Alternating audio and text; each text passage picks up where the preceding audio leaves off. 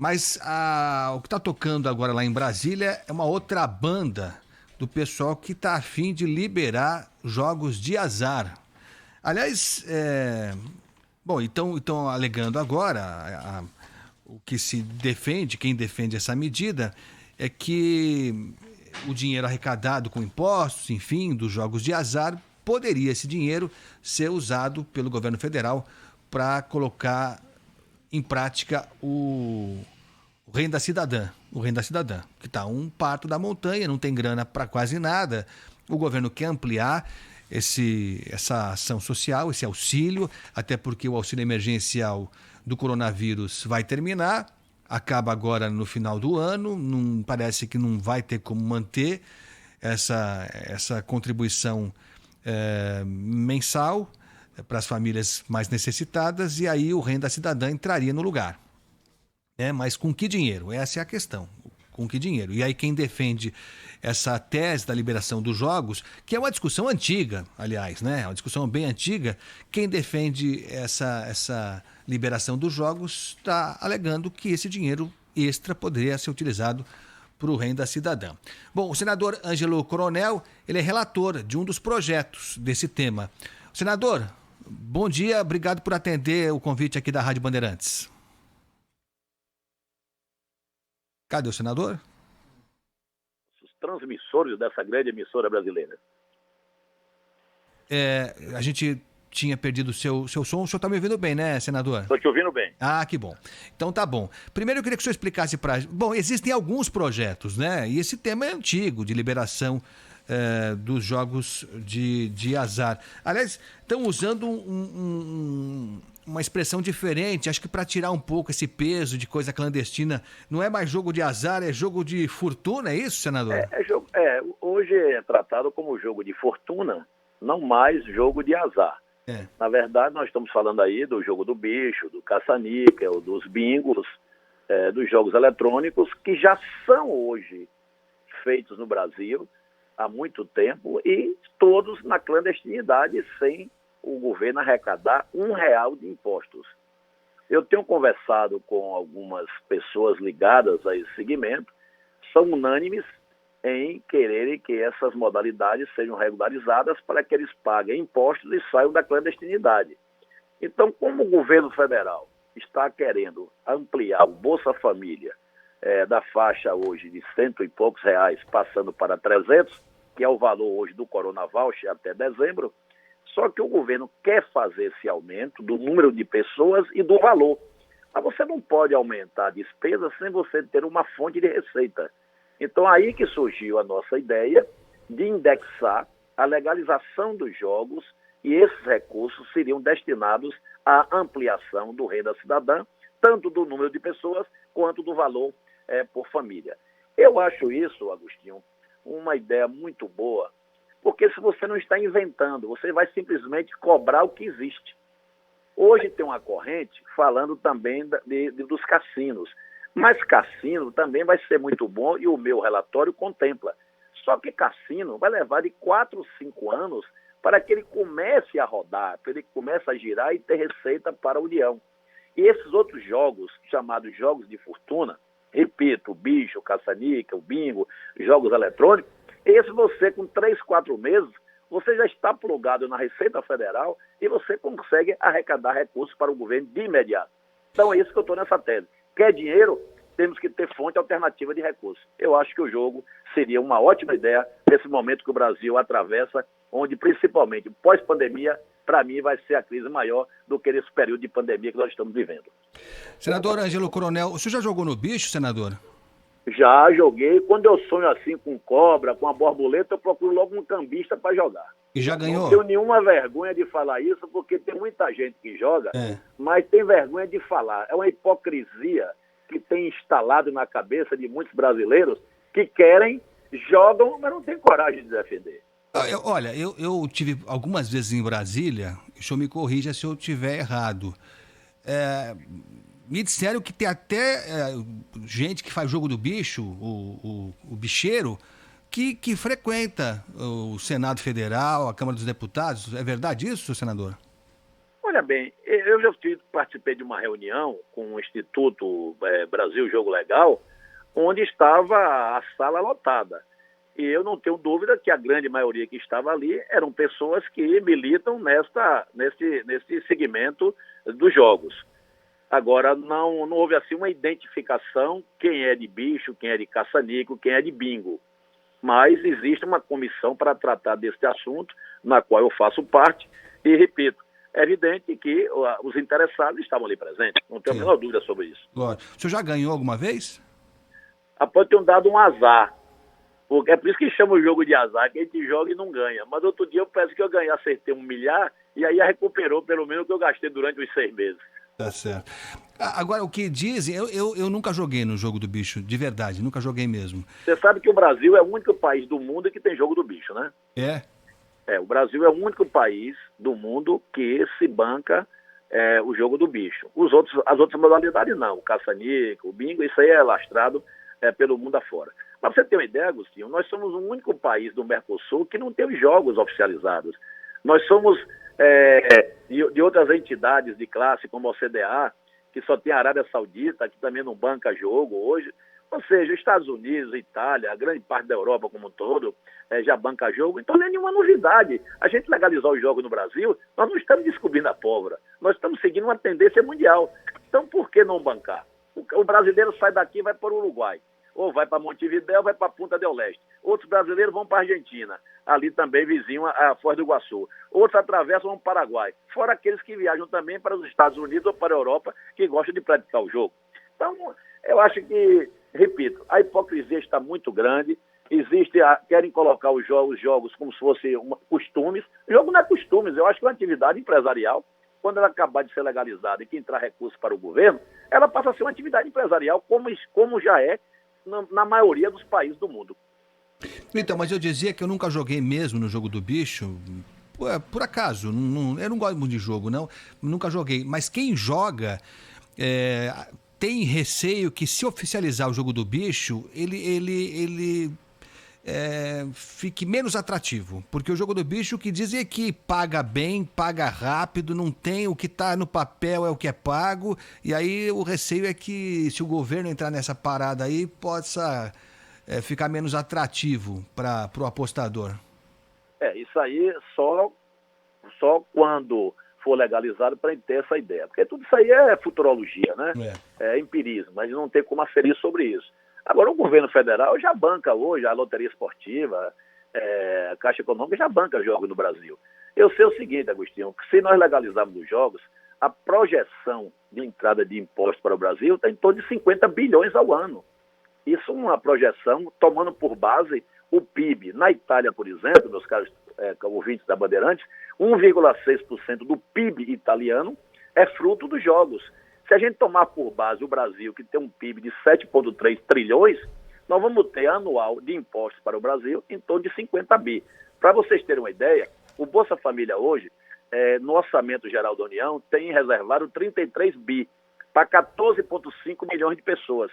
Se você arrecada mais 50, somado aos 33, nós vamos para 83 bilhões, você pode dobrar praticamente quase o número de assistidos do Bolsa Família e também passar de 100 e poucos reais para 300 reais. Você monta com isso um programa social bonito, um programa social que vai amenizar a fome de muita gente, vai tirar pessoas do índice da miserabilidade, que vive muitas pessoas famélicas, realmente vivem no estado miseráveis, e já que esse pessoal não tem ainda como sobreviver, eu acho que o governo tem que ter a mão amiga para poder atender essas pessoas necessitadas. E uma fonte é essa, é a fonte do jogo, porque eu não vejo até então uma outra fonte de receita alternativa para suprir essa nova despesa. Eu tenho um outro projeto, inclusive, Agostinho, que é a questão do contrabando, que também eu dei entrada, está tramitando, devo conversar com o ministro Paulo Guedes na próxima semana, que era para a gente fechar as nossas fronteiras terrestres, que são 17 mil quilômetros de fronteira terrestre, só tem 600 quilômetros fiscalizadas, e lá entra eletrônico, cigarro, além de armas, drogas sintéticas, cocaína, crack, tudo de fora, que a gente não produz isso. Mas as nossas fronteiras só tem 5% fiscalizada. Então, se a gente fiscaliza as nossas fronteiras, e com isso a gente inibe essa evasão, nós temos também uma receita projetada de 400 bilhões ao ano, você indo em contra ao contrabando e ao descaminho, e à pirataria.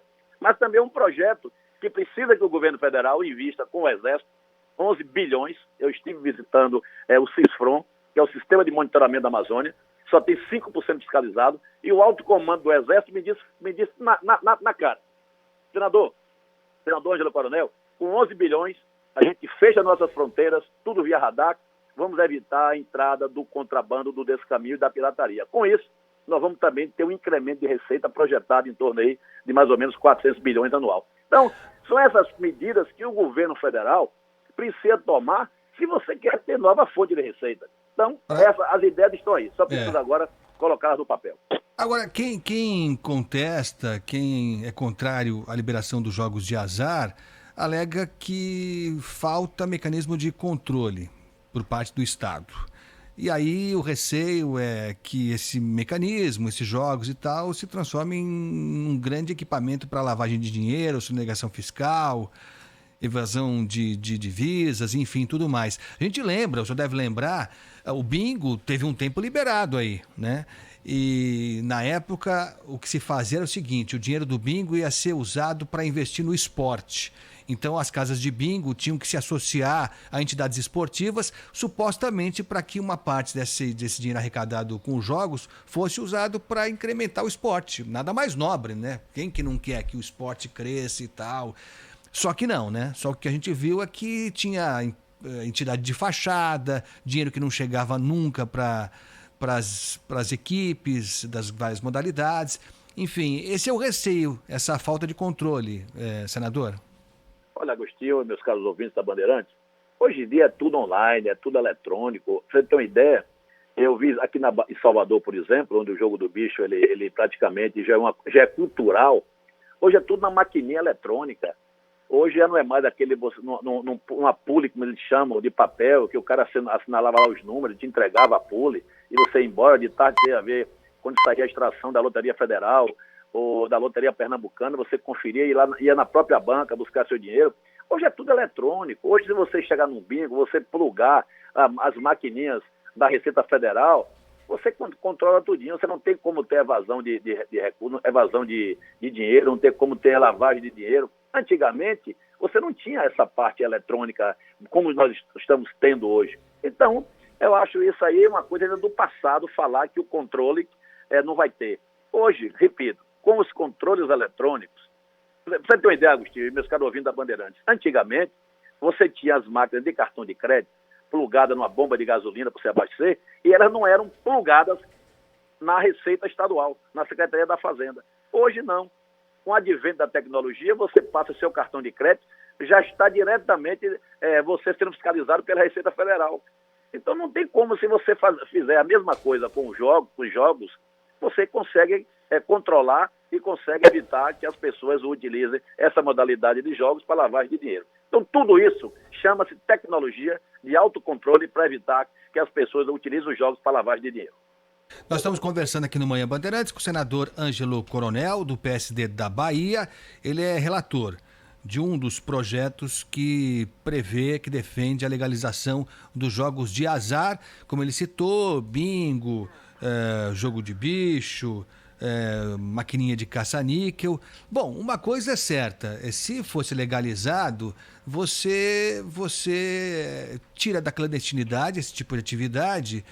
E quando é clandestino, você cria um espaço para que você tenha, inclusive, ação indevida da polícia, né? A gente já viu várias vezes, já falou sobre isso aqui várias vezes, as maquininhas estão funcionando, a polícia teria que apreender, mas aí se cria um espaço para que a polícia acabe sendo cooptada com dinheiro sujo, enfim, você legalizando, você já tira esse problema a mais da frente. Agora, há quem diga também, senador, que esse dinheiro arrecadado aí, que é um volume grande pelo cálculo que o senhor apresenta, mas que haveria um outro gasto também decorrente da legalização dos jogos, porque seria necessário uma estrutura maior de segurança pública, até uma estrutura maior de saúde pública, né? Porque o jogo do azar, o vício pelo jogo, também é uma questão de saúde pública. E, nesse sentido, a arrecadação, o faturamento seria meio que minimizado por esse gasto adicional do dinheiro para a saúde e para a segurança, senador. Olha, Agostinho e meus caros ouvintes da Bandeirantes, isso aí são pessoas que ficam com essas ilações porque são contra a legalização. As medidas de segurança pública e de saúde não irão mudar no Brasil com a legalização dos jogos que já existem.